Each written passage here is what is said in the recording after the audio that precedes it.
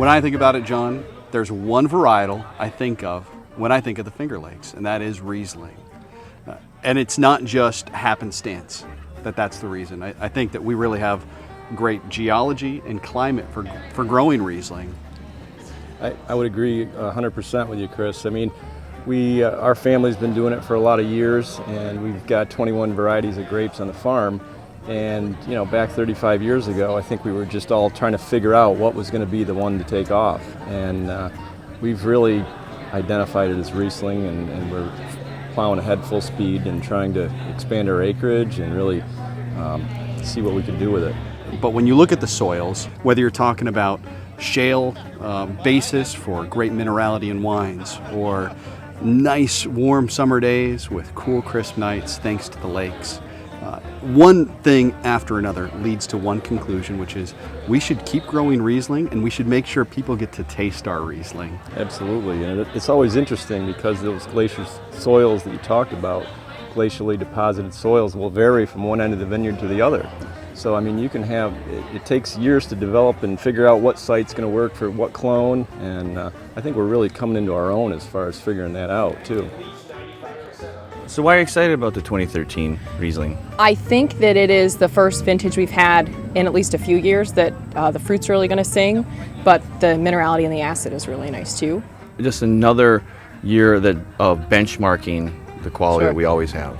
We're also really excited about 2013 as opposed to 2012 because we had a very small vintage in 2012. And the 2013 is prime and ready, and we're really excited to share it with everybody. I'm definitely stoked about the 2013 vintage. The flavors that we're already seeing with just the recent bottlings are a lot brighter.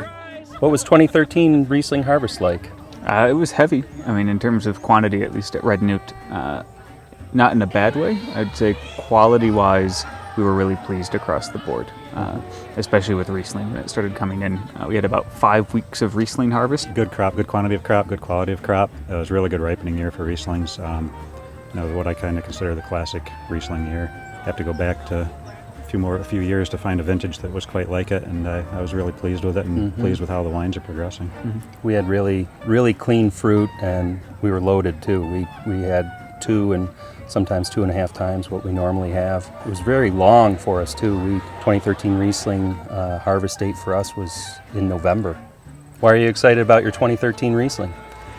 Well, it's the year itself kind of reminds me back to 2008. The wine, I like to taste Rieslings as they're progressing, see how the fruit is developing in the bottle, and they're developing along those same timelines, and just doing it kind of what I expect them to do.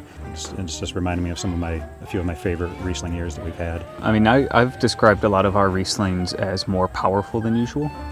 There's this sort of density to the flavors, full of energy. I mean, we have no issue with acidity ever, but to have really ripe flavors and really concentrated flavors across the board is the most exciting thing. The spectrum of fruit character, you've got your citrus and tropical flavors, you've got your more typical peach, nectarine, apricot. It's a great year. With some of these 13s that we've tasted so far tonight, you can really see that. Very exciting. Yeah. And lots of it. Yeah. Lots of it. Well, this is 2013 I have there. Which one? This is 2013 dry Riesling that I have here. And I smell lots of nice peach flavors and that tendency from this farm that we usually get. I got one from up the lake a little further. To me, and the same with Lakewood's Riesling this year, I find that the 2013 is a little more citrusy and less peachy than the 12 was. Now, do you make a dry Riesling? Yes, here? Dry Riesling. Yeah. 1% is that what we consider dry here. Yeah. Well, we make a dry too. I don't know. I think the dry is my favorite style to make. It's the most fun to blend and tinker with. Right. It seems to bring out the more true Riesling characters about that sugar level. Yeah. I mean, in theory, of course, there are infinitely many Rieslings, right? You can do Rieslings in any gradation from austerely dry to unctuously sweet, like some of the ice wines produced here and in Germany and in Canada. I think what's great about Riesling and the Finger Lakes, in particular, the diversity of styles that we do them all well. From sparkling, dry, semi-dry, sweeter style, late harvest.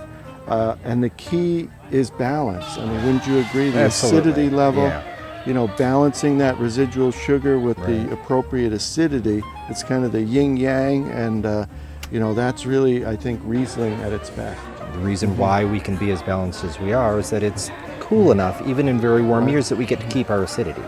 What's your favorite style of Riesling to make? To make probably a wine on the dry side, August. It's fun to make wines in various styles. It really overlaps with what my favorite style to drink is. The fact is, Riesling is fun to make no matter what because it's so sensuous all the time. The minute you crush the grapes, you have this sensual experience with them.